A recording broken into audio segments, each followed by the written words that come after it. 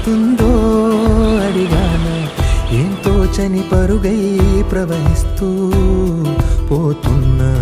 ఏం చూస్తూ ఉన్నానే వెతికానా ఏదైనా. ఊరికెనే చుట్టూ ఏవేవో కనిపిస్తూ ఉన్నా. కదలని ఓశిలనే అయినా తుటిలో కరిగే కలనే అయినా. ఏం తేడా ఉందట నువ్వెవర